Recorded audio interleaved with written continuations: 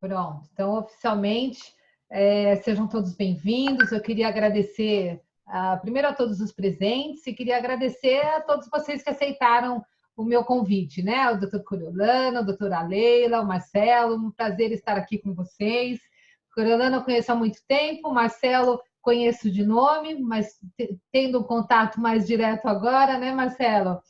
Mas é assim, prazer também.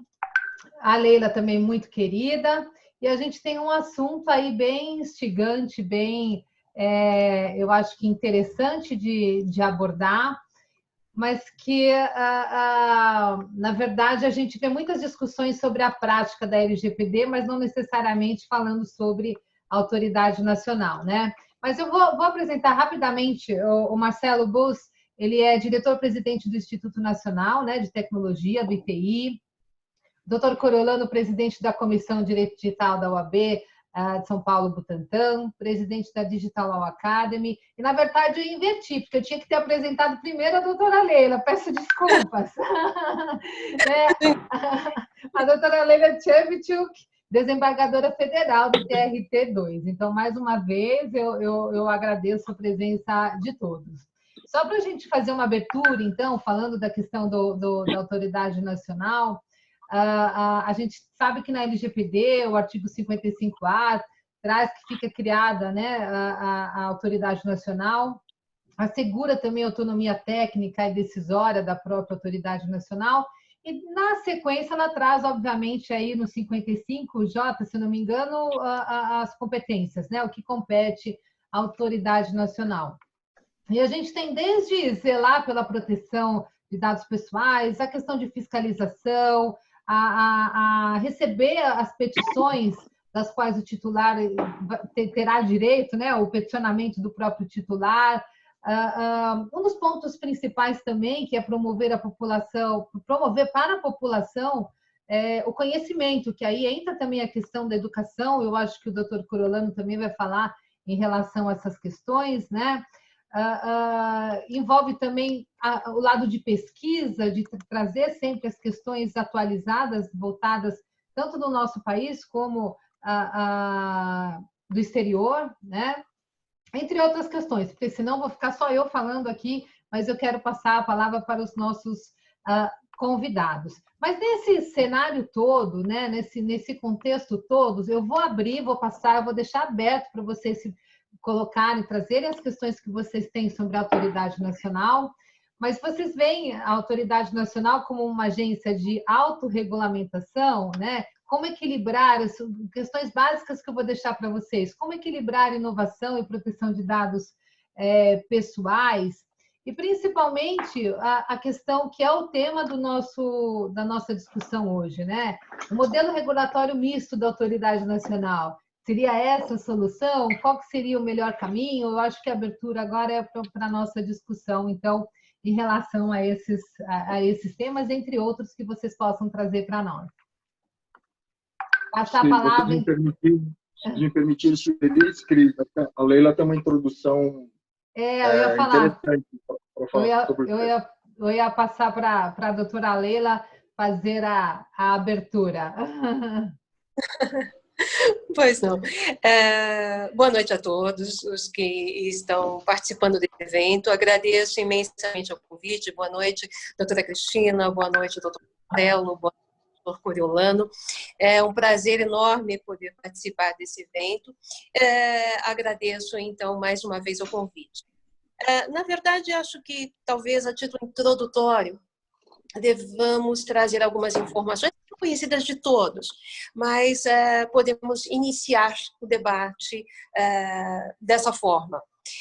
A Lei Geral de Proteção de Dados, como sabemos, é inspirada no Regulamento Europeu, tendo por objetivo a proteção dos direitos fundamentais de liberdade e privacidade de todos nós, e veio para disciplinar o tratamento de dados pessoais, né, trazendo em seu bojo a ANPD, Autoridade Nacional de Proteção de Dados, e, por sua vez, como órgão de proteção Pública, como foi dito pela doutora Cristina, tem como finalidade zelar, implementar, fiscalizar o cumprimento da LGPD em todo o território nacional, sendo vinculada à Presidência da República e contando com autonomia técnica, também já foi referido pela doutora Cristina.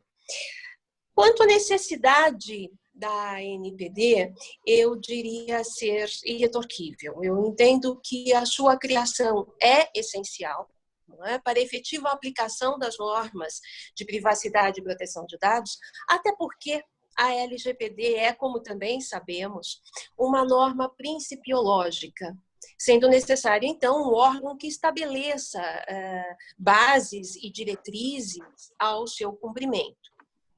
Só recordando também, a título de informação, a ANPD será composta, ou é composta, assim foi composta, resumidamente, né, por um conselho diretor, com 5 diretores, um Conselho Nacional de Privacidade de Dados Pessoais e da Privacidade, composto por 23 representantes, além de outros órgãos, como corregedoria, ouvidoria e órgãos de assessoramento jurídico.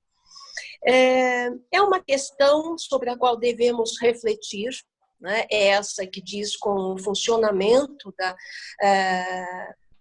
Autoridade Nacional de Proteção de Dados. Já há pouco mais de um ano atrás, eu e o doutor Coriolano participamos de uma audiência pública no Congresso sobre o mesmo tema, de forma que de lá para cá as reflexões têm se intensificado e deve ser assim, não é? Para que os resultados sejam os melhores possíveis.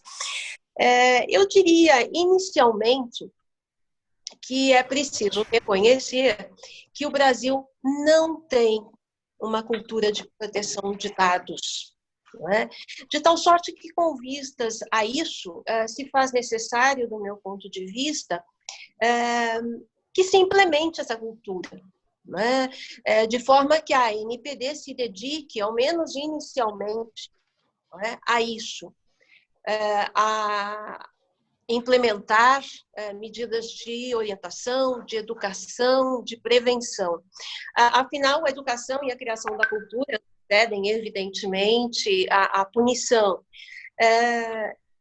Em suma, não é? Precisamos construir o Estado sob esse ponto de vista, sobre essa questão, né, sob esse viés, mas com a maior participação dos atores sociais. A ANPD deve trabalhar, primeiramente, entendo eu, na construção de políticas públicas e plataformas educacionais. As empresas brasileiras precisam, então, assimilar, antes de mais nada, esta cultura de proteção de dados pessoais, de forma que, em vez da incidência da aplicação de multas, que são, sim, necessárias, serão necessárias, todas e quaisquer formas previstas de punição pelo seu descumprimento, mas antes disso seriam, por exemplo, bem-vindos, entendo eu, a celebração de termos de ajustamento de conduta, não é, para que cada pessoa, para cada setor, não é, na verdade, possa adequar-se de melhor forma possível à legislação sob exame, à LGPD. Né? A educação e cultura, na verdade, na proteção de dados, podem evitar, eu diria, alguns dissabores, coloquemos assim, né? Como aquele da notícia que me enviou o professor Clorbert Santos, a quem eu desde logo agradeço a colaboração, e que diz respeito especificamente, nesse caso, às relações de trabalho, né? As quais, pontuo, são aplicáveis os termos da LGPD, em que pese o fato de que o regulamento europeu preveja especificamente essa aplicação, enquanto a LGPD é omissa sobre a questão, mas o fato é que não há dúvidas quanto à aplicação, inclusive às relações de trabalho dos termos da LGPD, mas, muito embora não raro, isso passe despercebido das empresas, não é? Preocupadas que talvez estejam com fornecedores, com seus clientes, olvidam-se de seu próprio quadro de empregados, né, ou prestadores de serviços, que também estão sujeitos, não é, a esse tratamento de dados, muitas vezes dados sensíveis, inclusive. Não é? Vamos então ao exemplo que seria ilustrativo, não é? Trata-se de uma notícia de que a autoridade holandesa de proteção de dados decidiu multar em 725 mil euros uma empresa que coletou impressões digitais de seus empregados, ou seja, dados biométricos sensíveis, né? Sem autorização, sem o seu consentimento ou o enquadramento em quaisquer das demais hipóteses de tratamento que são previstas no artigo 9º, item 2 do regulamento europeu. De sorte que, embora seja um pequeno exemplo, acho que se trata de um exemplo contundente, não é? Quanto à questão da necessidade de cumprimento, de observância, afinal, dessa legislação e das repercussões dos prejuízos que podem eventualmente causar ao empreendimento. Né? Quanto à conformação da Autoridade Nacional de Proteção de Dados, tenho para mim que a ideia passa pelo sistema que talvez possamos denominar autorregulação misto, né? Em que parte das atribuições de fiscalização e adequação sejam realizadas por entidades representativas da sociedade, em consideração, claro, levando-se em consideração, claro, o interesse público, né? A confiabilidade da instituição, a necessidade de crescimento do mercado de dados, a maximização da economia digital, um melhor ambiente de negócios, né, aumentando-se, inclusive, a competitividade. Nós sabemos que internet e mercado de proteção de dados carecem de liberdade, de competitividade, precisam ser eficientes, precisam ser ágeis. Não é? De tal forma que este modelo talvez também permitisse, não é, que as entidades representativas tivessem um papel auxiliar à ANPD na fiscalização da criação de normas ou de sua própria implementação. Na verdade, ao que eu me refiro especificamente é a participação da sociedade, não é? Por meio de setores específicos, afinal, setores industriais têm cada um deles a sua especificidade, não é? Indústria aeronáutica, portuária, metalúrgica, enfim, cada um desses setores tem as suas peculiaridades, ninguém melhor do que eles próprios, não é, para trazerem isso à baila, não é, para discutirem a aplicação da LGPD neste contexto, não é, de forma que acho interessante a participação mais intensa, até como reforço à própria democracia, não é, para que soluções sejam mais adequadas às peculiaridades de cada um desses setores da sociedade, não é? Sejam industriais, sejam comerciais, enfim. Eu entendo que se trata, em verdade, de um modelo já existente no Brasil e que diz respeito aos certificados digitais. Então, doutor Marcelo, se não concordar comigo, fique à vontade, por favor, se eu estiver equivocado. Mas, até onde sei, não é? O ITI delega, não é? A empresas, por exemplo, as circunstâncias que envolvem, né? Seja o cancelamento, o manuseio, a obtenção dos certificados digitais, de forma que, traçando-se um paralelo, né, talvez pudéssemos pensar numa Autoridade Nacional de Proteção de Dados que funcionasse como uma espécie de autoridade raiz, digamos assim, não é? Interagindo com a sociedade, não é? O que, evidentemente, entendo eu, atenderia melhor os anseios dessa mesma sociedade, uma vez que permitiria que fossem ouvidos os seus vários segmentos, como eu já me referi, implementando-se política de proteção de dados que considerasse mesmo as peculiaridades setores, né? Em suma, né, para ser breve e em breves palavras e pinceladas, nesse contexto, imagino que a Autoridade Nacional de Proteção de Dados estaria e poderia estar, exemplificativamente, inserida na estrutura do ITI, por exemplo, né, que tem experiência, competência, qualidade, né, capazes de albergar essa autoridade, nesses moldes em que haja também, não é, sob um outro viés, não é, a participação da sociedade, não é? Como disse, dos setores, que considerasse as peculiaridades de cada setor, a contribuição que cada setor tivesse a dar, né? De forma a funcionar de maneira, digamos, heterogênea nesse sentido. Né? Enfim, em breves palavras, podemos prosseguir, mas seriam essas as ideias iniciais colocadas a respeito da questão. Bom, eu acho que como a doutora Leila chamou diretamente, né, Marcelo?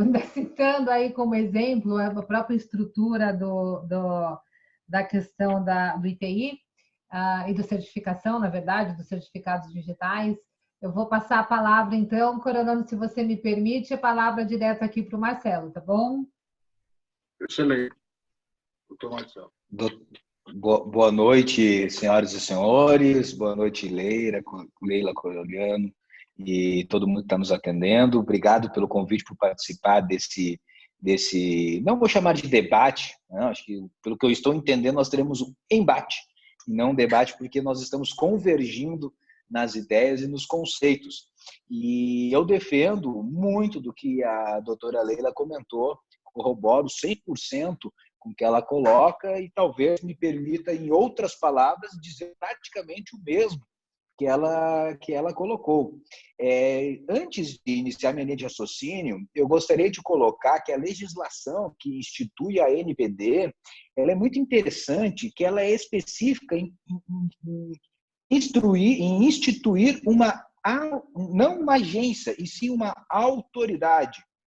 E esses dias eu conversava com uma advogada de São Paulo, e ela disse, mas Búzios, é questão de semântica.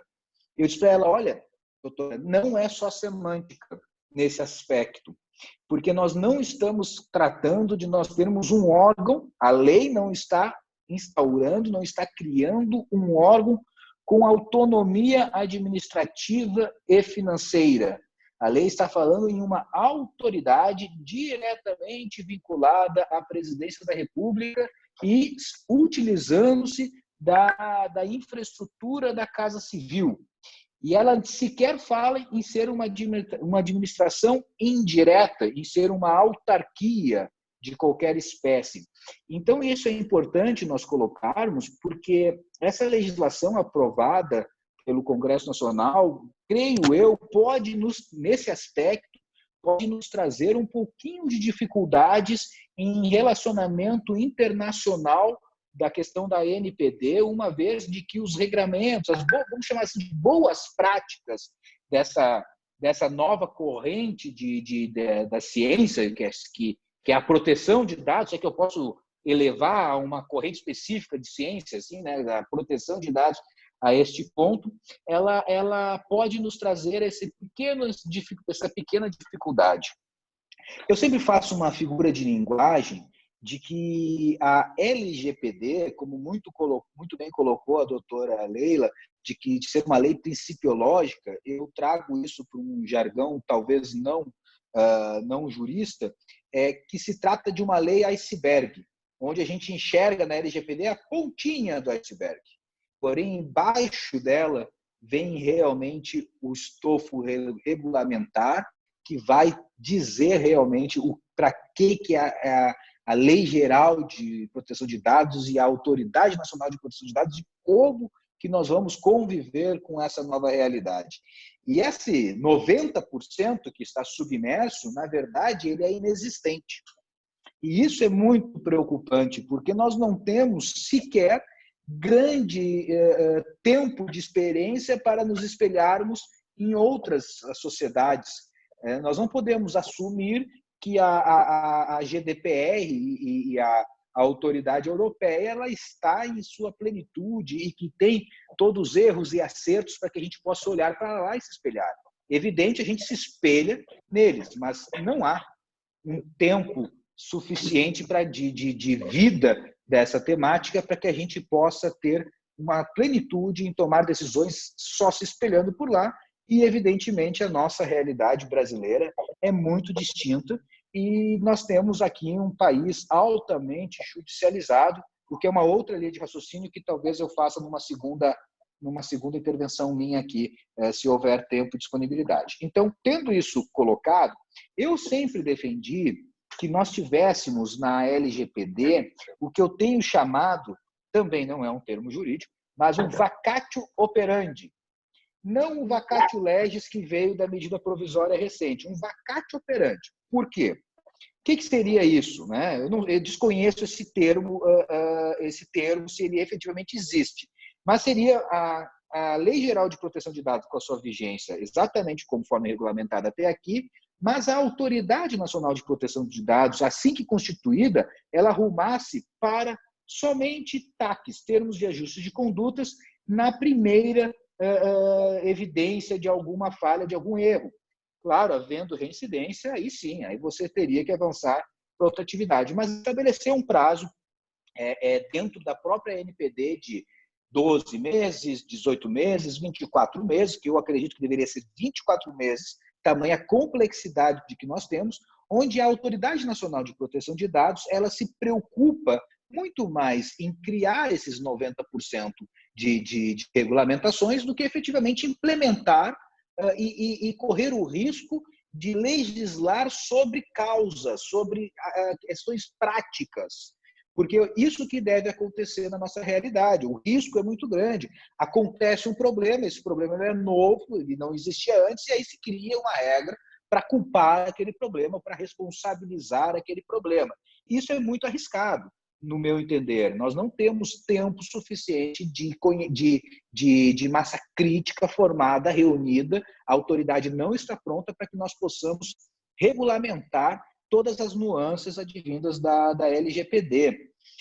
Mas tendo isso em vista, tendo esse vacátio, digamos, e agora ele existiu de fato, está existente, se a medida provisória transitar e passar pelo Congresso, ganhamos um prazo até maio do ano que vem, se não me falha a memória, né?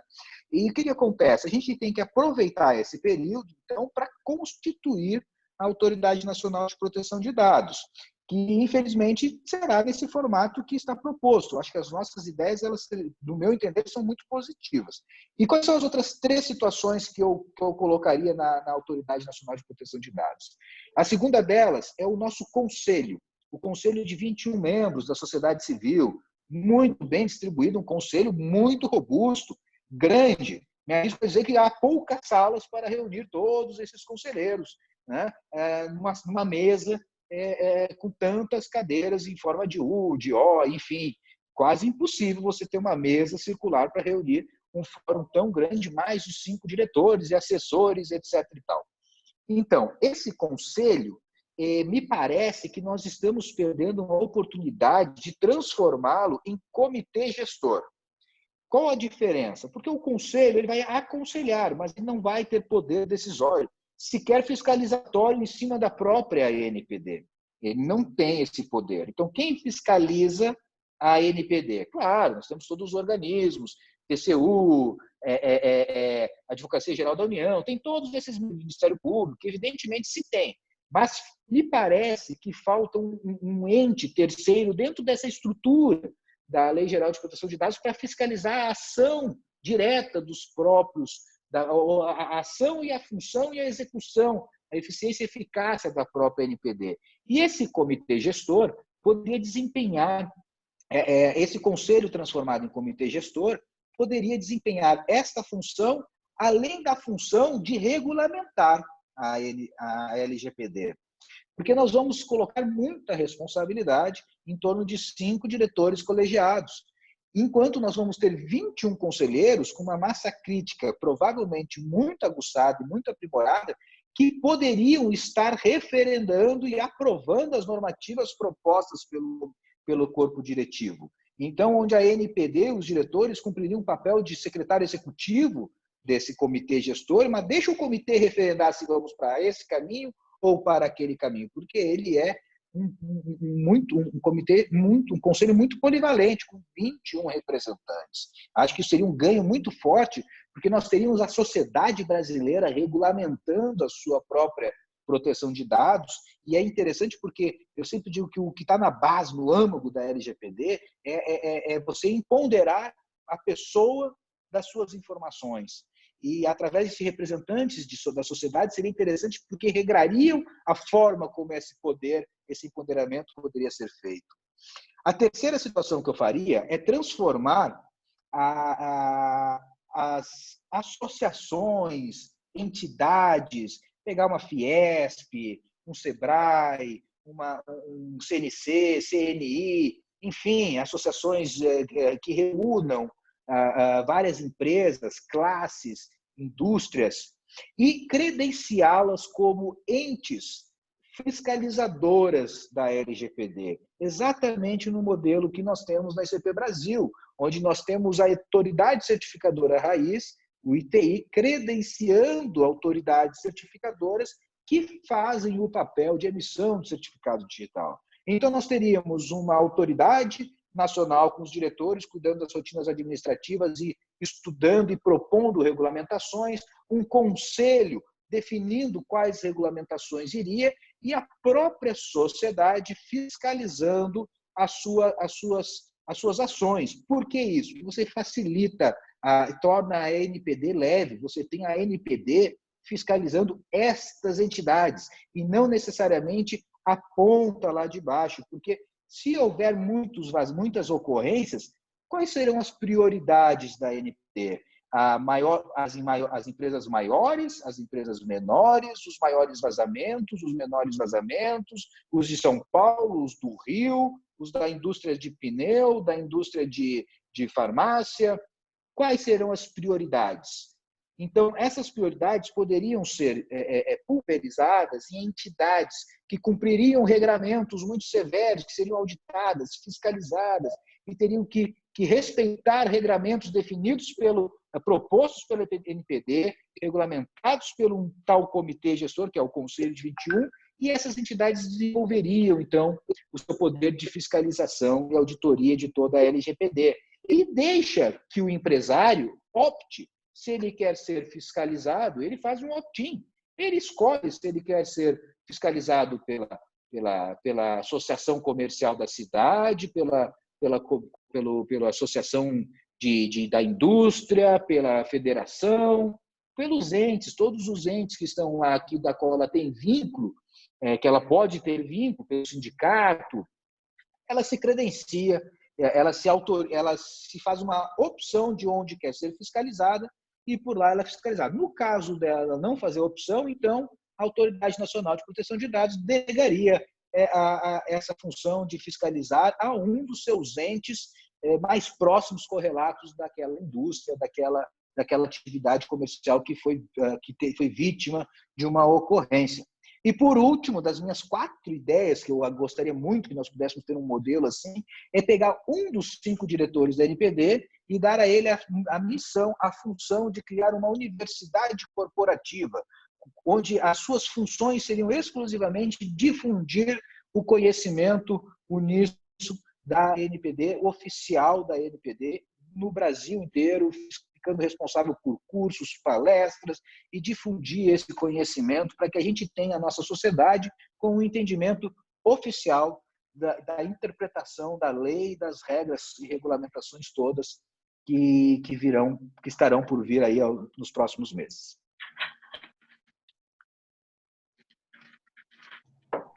Nossa, show! Gostei de tudo que foi colocado, principalmente da quarta, né? Da quarta sugestão dele, que fala da universidade corporativa, porque eu acho que será preciso mesmo, e essa seria uma forma, a gente questiona muito como levar isso para toda a sociedade. Um outro ponto, só vou fazer um comentário e já te passo, Coriolano, doutor Coriolano. mas quando o Marcelo menciona, adorei essa estrutura, essa sugestão de estrutura que ele colocou, mas a questão do termo de ajuste de conduta, acho que você comentou, né, Marcelo? Que o ideal seria... Eu acho que isso vai um pouquinho no modelo do que aconteceu até mesmo em Portugal, só que o prazo deles foi aproximadamente, se eu não me engano, uns 6 meses. Eles não aplicavam multa, mas eles davam um prazo de adequação para as empresas se ajustarem aí no que ainda não estavam adequados. Mas será que aqui no Brasil, por exemplo, você falou em 24 meses, será que aqui no Brasil, conhecendo o perfil brasileiro, que as empresas deixam para a última hora, sabendo de um posicionamento desse, que não será aplicado multa no início, as empresas também não dariam uma empurrada nessa arrumada de casa? Não, mas veja bem, por isso que eu frisei que na primeira ocorrência, então, muitas empresas queimariam esses 24 meses logo, entende? Uhum. Então, essa situação, ela se começar a acontecer, faz termos de ajuste de conduta muito rápido e isso começa a trazer a vigência na reincidência. Mas, assim, eu falei um tempo qualquer. Aí tem que... Falei um tempo qualquer.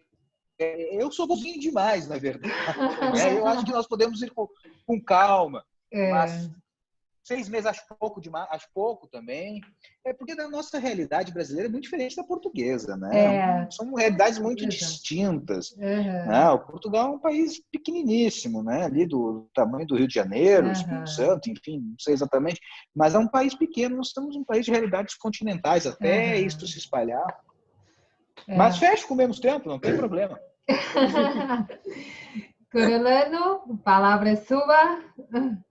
Dentro desse conceito, dessa estrutura que foi mencionada pelo Dr. Marcelo, nós podemos imaginar que as entidades como a Brascom, que trata de telecomunicações, a Fiesp, que trata das questões ligadas à indústria, poderiam submeter os seus respectivos planos de ação setoriais para a proteção de dados e dentro dessa estrutura que está sendo imaginada pelo Dr. Marcelo, que eu concordo plenamente, acho ela extremamente viável para o Brasil, para que a lei se torne realmente efetiva e tenha uma participação real da sociedade, trazendo a sociedade para o processo decisório, como opinion makers de fato, como decision makers de fato, que esses planos possam ser homologados e que esses conselhos, que a diretoria executiva possa homologar os planos de ação setoriais do agronegócio, da indústria aeroespacial. Eu estava vendo aqui, princípio da finalidade, artigo 6º. Nós vamos poder aplicar o princípio da finalidade da mesma forma para a indústria aeroespacial, para a indústria automobilística e para o agronegócio e para a indústria de drones também. Ou seja, é extremamente complexo, como disse a doutora Leila, em função da nossa diversidade. Princípio da adequação, princípio da necessidade, princípio do livre acesso, né? Os Estados Unidos ele não trouxe na sua Constituição original, eu estava vendo agora, o direito à privacidade como um direito originário, né? Mas logo em 1754 já houve uma primeira emenda trazendo, né, o direito à honra, o direito da família poder estar isolada, o direito de estar em paz, né? Como diz o americano. E o que eu queria frisar, o que o doutor Marcelo falou que é muito importante também, é a questão da universidade corporativa, a educação.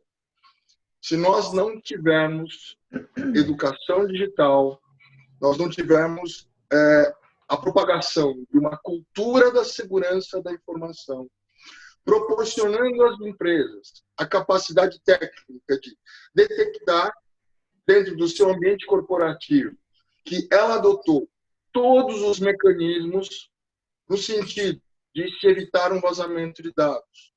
Mas, no que tange a tecnologia da informação, a doutora Leila sabe, a doutora Cristina, o doutor Marcelo, sabe que essa lei do mais forte. Que, apesar de todos os requisitos técnicos, de todos os elementos de segurança implantados, aquele cybercriminoso vai conseguir vazar os meus dados. E os diretores, Cristina, não podem responder por atos de terceiros. Se eu tomei todas as cautelas necessárias, essa responsabilidade não pode ser objetiva, porque eu tenho prova cabal e irretorquível, tenho um parecer assinado pelo advogado, pelo departamento jurídico externo, que vocês fazem também essa missão. E, com tudo isso sedimentado, a empresa ainda vai ter que responder pelo vazamento de dados.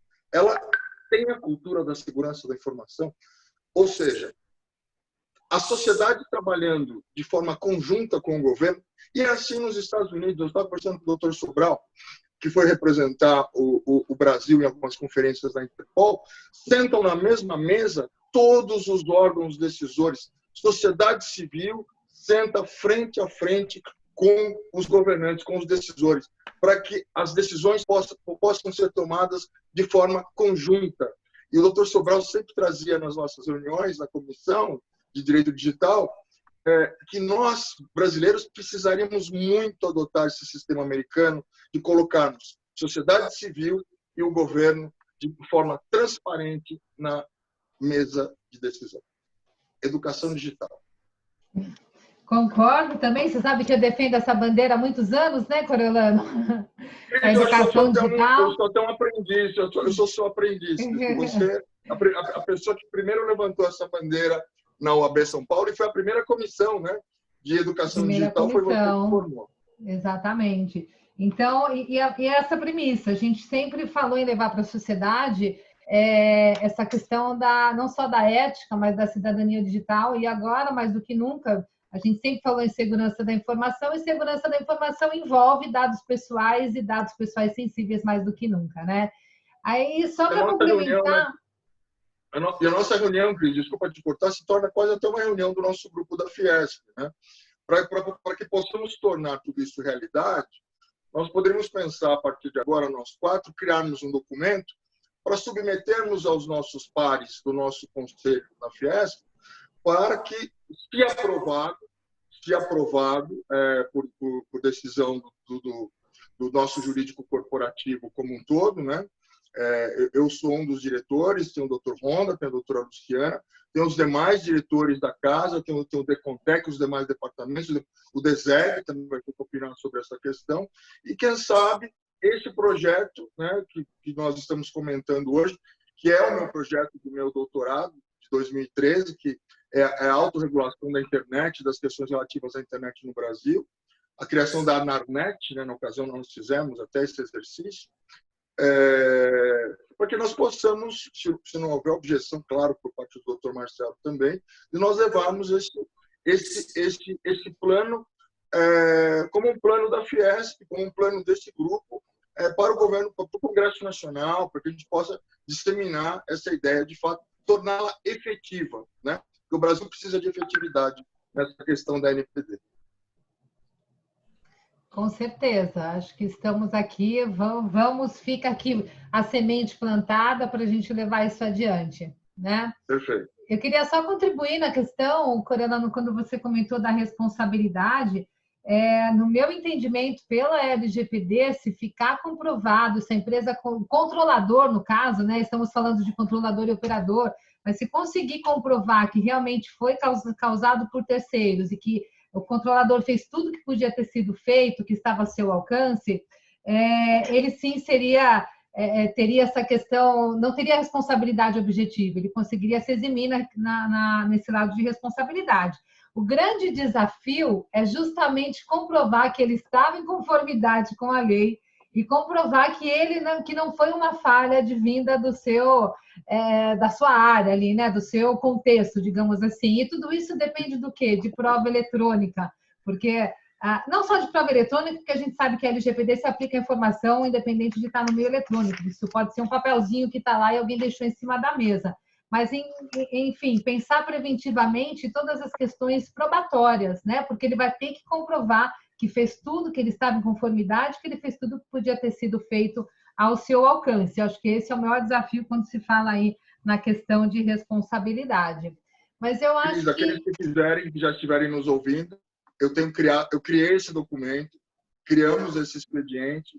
Aqueles que quiserem se aprofundar nessa questão da constatação, do auto de constatação, que vai identificar o nível de capacidade técnica de segurança e que os requisitos foram cumpridos para essa finalidade,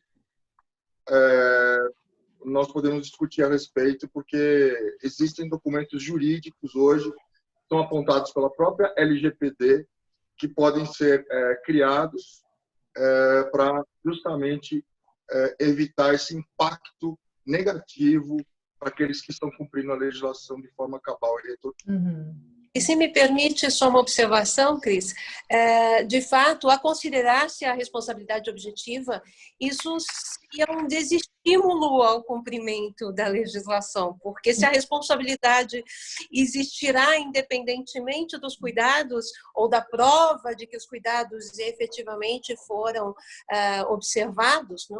Evidentemente não haveria nenhum motivo, digamos, não é? Para que todos os cuidados, todas as cautelas devidas. Né? Então, eu quero crer que a interpretação não seja essa, sob pena de não termos mais nenhum incentivo para, afinal de contas, tomarmos as precauções necessárias. Mas me parece que essa questão de definir se uma empresa, eu concordo, ela é uma situação tão complexa, porque são tantos setores industriais, tantas atividades comerciais distintas, que você definir um modelo, por isso que eu digo que nós precisamos pulverizar essa questão. Nós não temos como entender que um órgão só, composto de 5 diretores e alguns técnicos da área, não é questão de não ter capacidade, vai ter tempo suficiente para regrar ao mesmo ritmo esses padrões, né? Esse privacy by default, security by design, que são os termos, né? que definem isso que nós estamos colocando. Como é que nós vamos definir o que é? Né? Onde é que está essa linha? Estava ou não estava? Cumprindo com esses requisitos, né? Antes de saber se estava ou não estava, tem que definir o que é, qual é o padrão, qual é o requisito, qual é o norte, o que nós devemos seguir. E é isso que eu digo. E aí, de novo, que eu coloco, um dos grandes desafios, do meu entender, é a prioridade que a NPD vai dar. Qual é a prioridade deles? É o setor, é a indústria, é o serviço, é o comércio, é a indústria do pneu, a indústria do drone, é a indústria da tecnologia da informação. Que não tem condições, não vai conseguir fazer tudo junto ao mesmo tempo.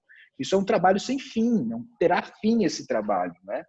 Então, desse ponto, eu digo, por isso que eu defendo que nós temos que pulverizar essa responsabilidade na própria sociedade. Deixa a associação cuidar do seu setor, deixa a entidade de classe cuidar das suas classes, e assim por diante. Perfeito.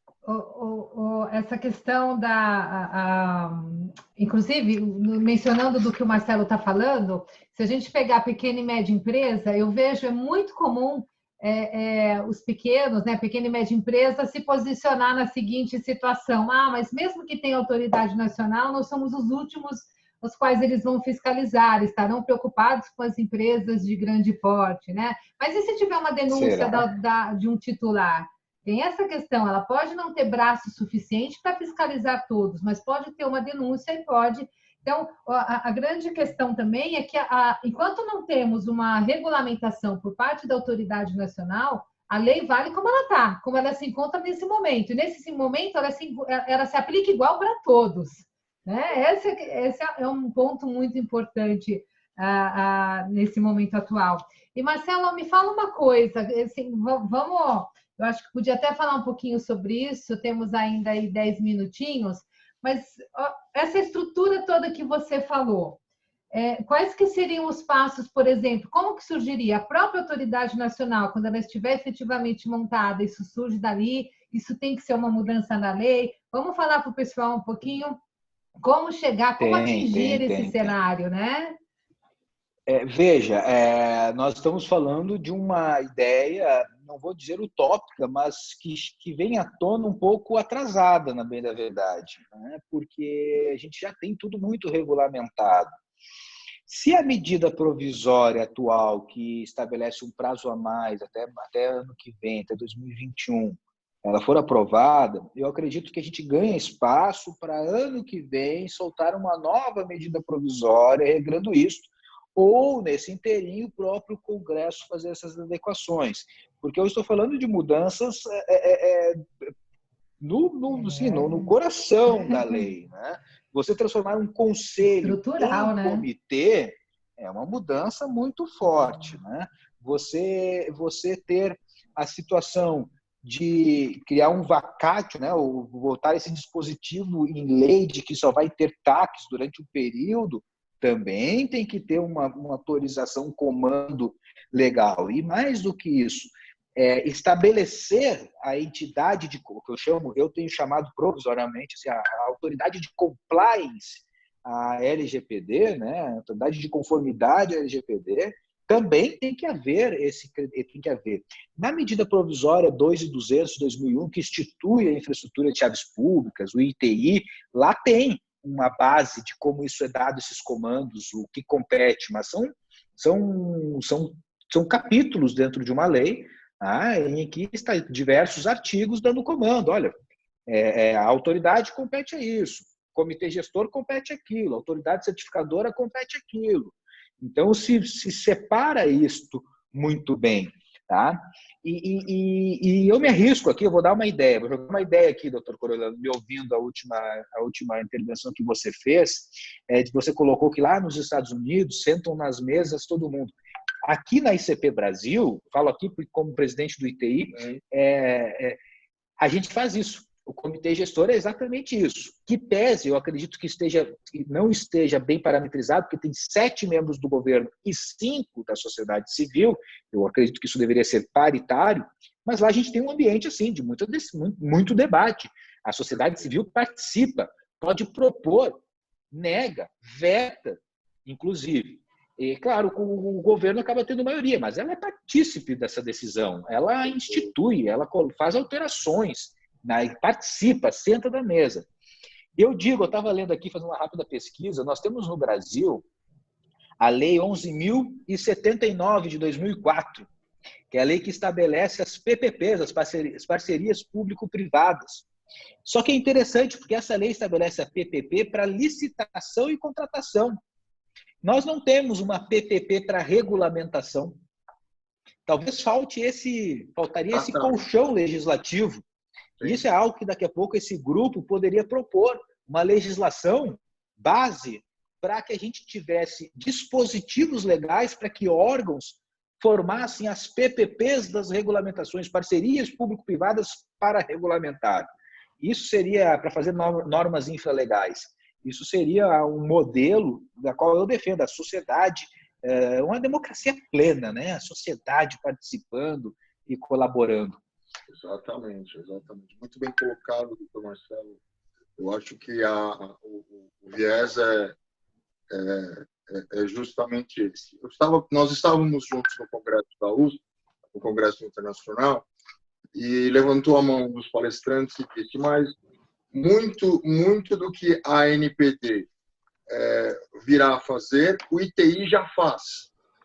O senhor poderia explicar, doutor Marcelo, um pouquinho para que as pessoas possam entender como que a estrutura atual do ITI, já formada, considerando o princípio da eficiência previsto na Constituição Federal, de nós aproveitarmos toda a nossa capacidade, os órgãos já existentes.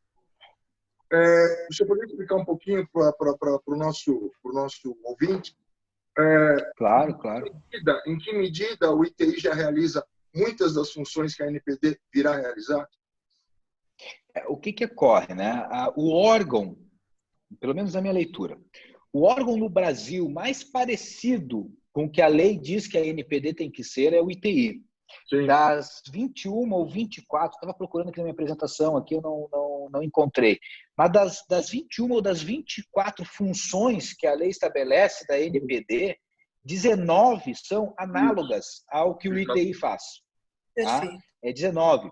Então, nós já temos, e nós já temos no ITI uma massa crítica, um conhecimento de diversas dessas atribuições. O que nós não temos são alguns formatos, né, específicos.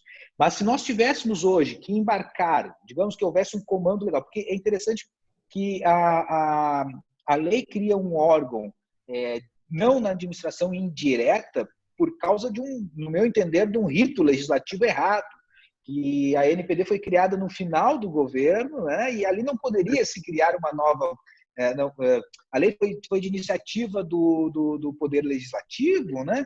E não poderia se criar, então, esse cargo. Né? Então, enfim, tem uma série de disfunções ali no rito legislativo da NPD que gerou essas confusões, como o próprio, a gente vê a medida provisória 869, né? A última medida provisória do Michel Temer, 28 de dezembro de 2019. Nós estava indo para o Réveillon, o Michel Temer soltou uma medida provisória de um assunto tão relevante chamado NPD, né? Chamado LGPD, que fez alterações e lá definiu que seria a NPD ficaria um órgão vinculado à Casa Civil.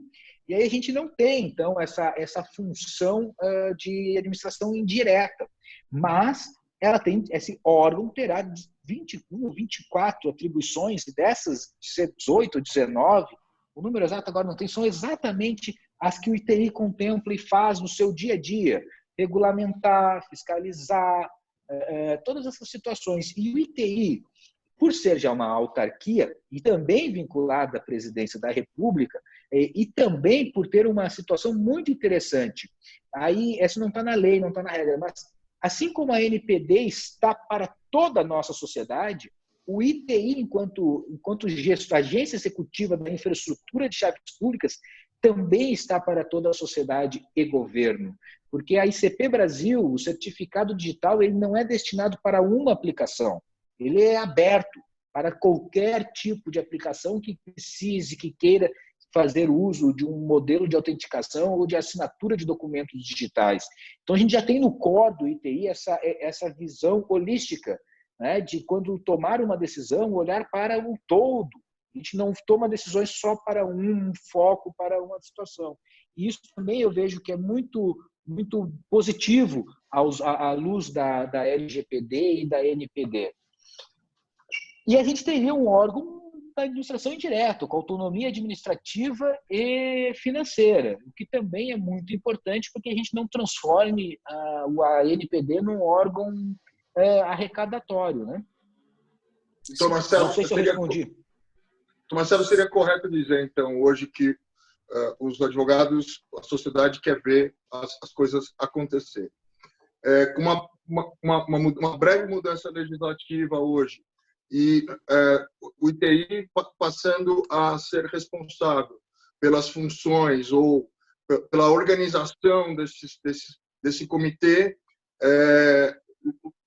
o senhor acredita que o senhor conseguiria fazer as coisas acontecerem num curto espaço de tempo para a sociedade brasileira?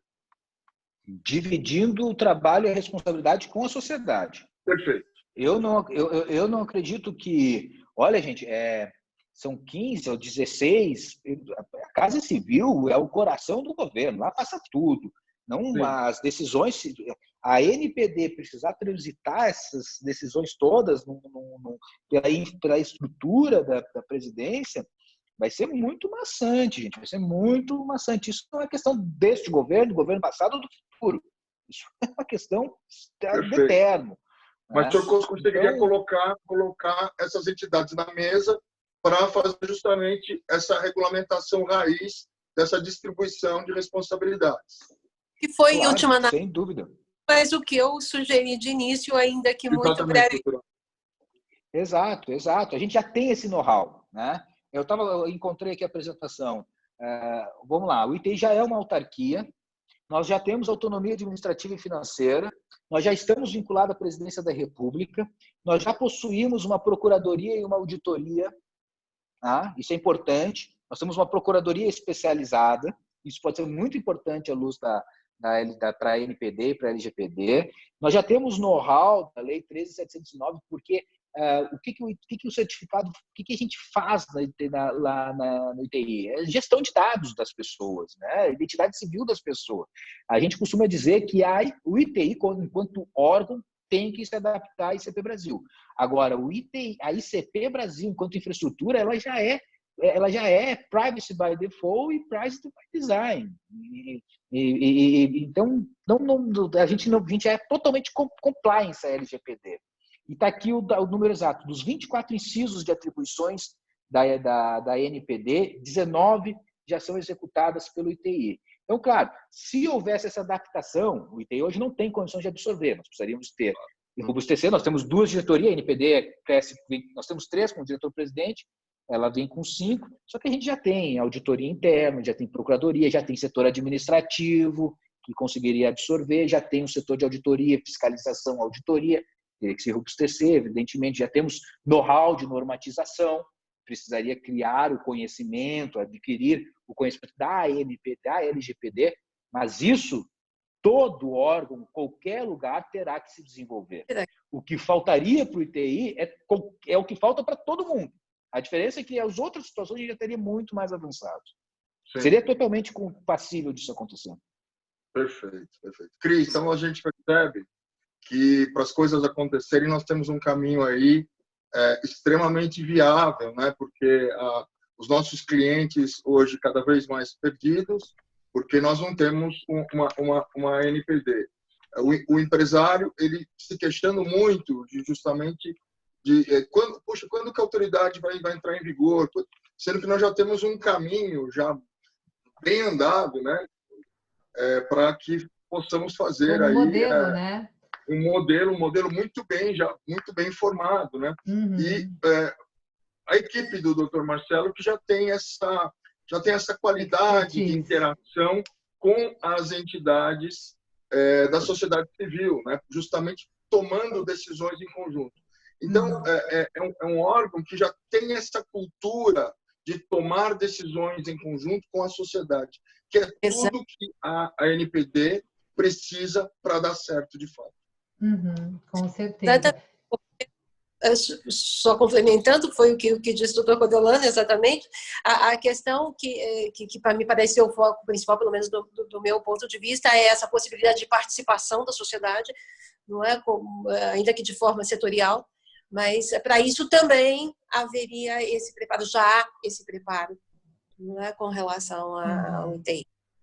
Vamos só esclarecer, não sei se todo mundo que está nos assistindo está familiarizado, eu acredito que sim, mas o Privacy by Design e Privacy by Default, só lembrando que o Privacy by Design, sim, de uma forma muito genérica, geral, falando assim de uma forma muito, né, básica, é o pensar desde a concepção, aplicar a proteção de dados pessoais desde a concepção. Então, pensou em um projeto, já tem que pensar aí junto às questões de privacidade. E o Privacy by Default faz parte dos princípios dentro do Privacy by Design, que por natureza, né, no próprio nascimento, já tem que ser o mais restritivo possível. Então, mais fechadinho ali em relação à proteção de dados. Eu queria... Tem o termo security, né? Security também. Na verdade, Privacy by Design e Security by Default. Seria capsulado jeitinho, né? A privacidade como desenho principiológico e security como nascimento, já nascer seguro. A base, né? Ele já nasce o mais restritivo, que é aí a questão da segurança, exatamente.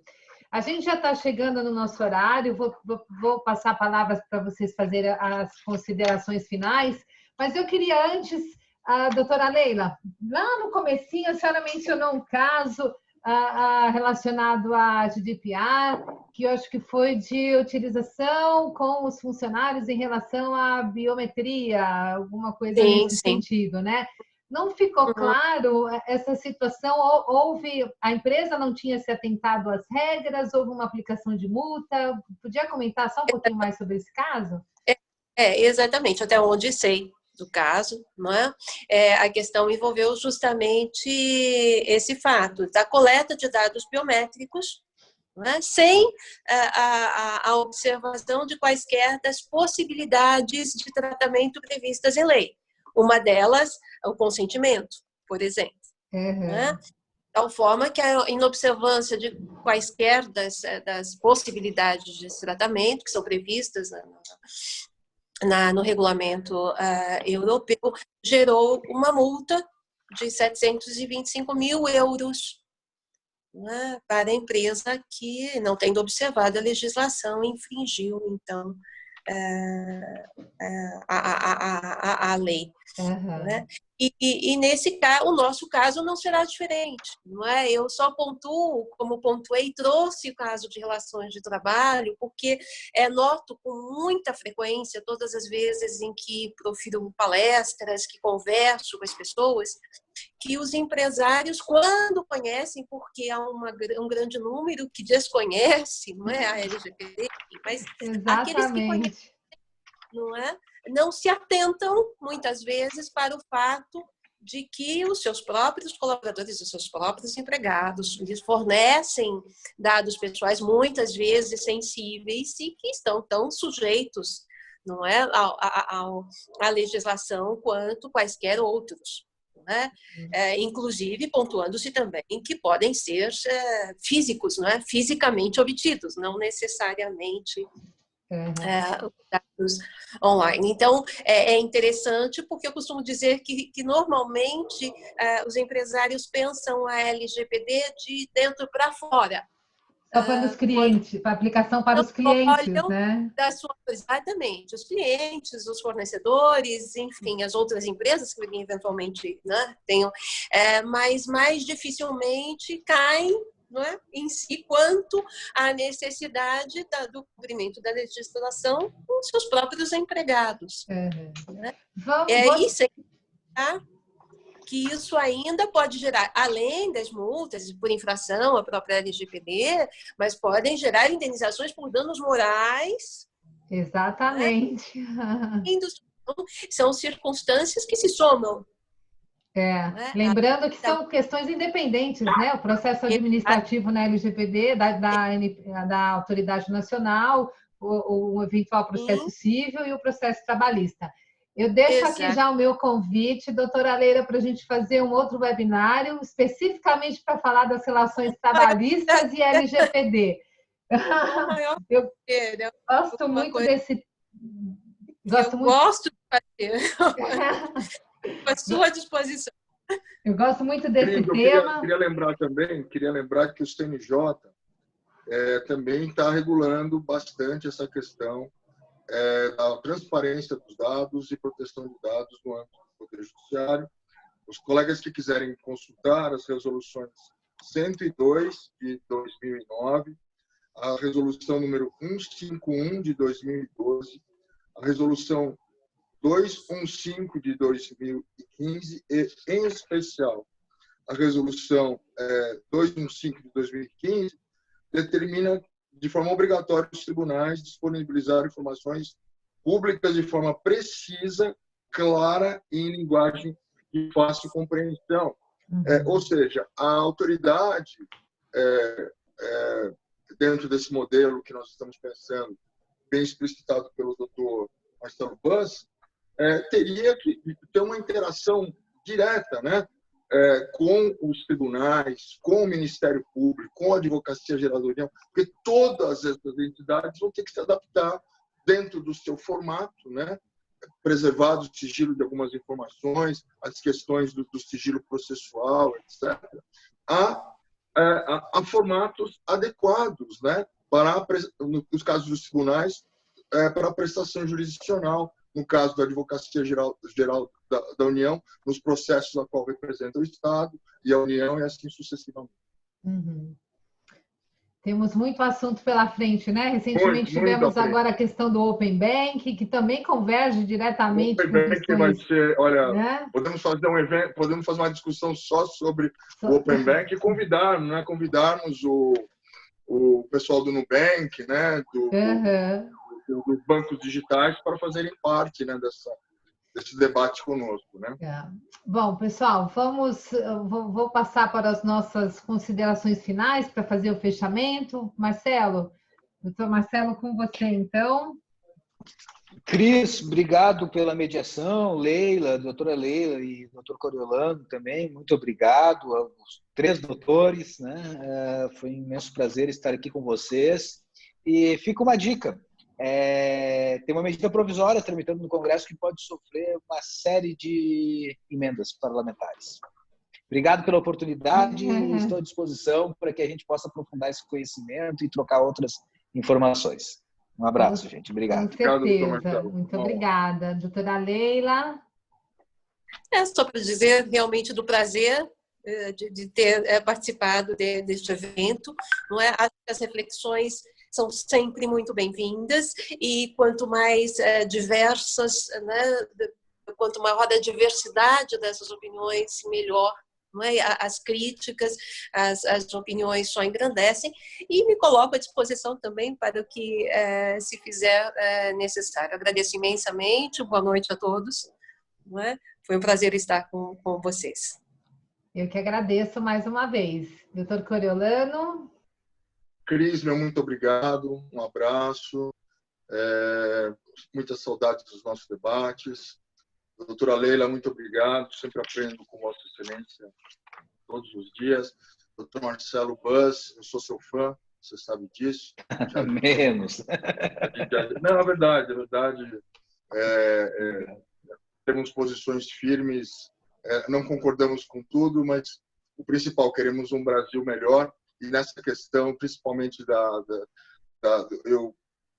se eu pudesse hoje, se defendesse da minha decisão, eu acho que o ITI já poderia estar à frente dessa questão e nós já poderíamos estar muito avançados com essa questão e não precisaríamos estar em torno desses debates. Eu não vejo dentro de uma estrutura de Estado como que um organismo que já trabalha em 19 funções já não possa agora rapidamente ter o know-how de absorver mais 6, 7 funções. Porque quando surgiu a NPD, a primeira coisa que eu comentei com os meus alunos, e o ITI? Muito obrigado, doutor Marcelo, doutora Leila, doutora Cristina. Boa noite a todos, obrigado por todos que estiveram aqui conosco até essa hora. Exatamente, também agradeço Marcelo, doutora Leila, doutor Coriolano, agradeço a todos que estiveram aqui conosco, acabei de escrever no chat, saudades de todos, porque vi muitas pessoas, né, Coriolano, muitas pessoas do nosso grupo aqui conosco. Obrigado, doutor Yasmin conosco. Então, e eu estou à disposição nas redes sociais também, pessoal. Quem quiser seguir, Marcelo Bus, BUZ. Vamos lá. Estaremos lá e vamos manter contato.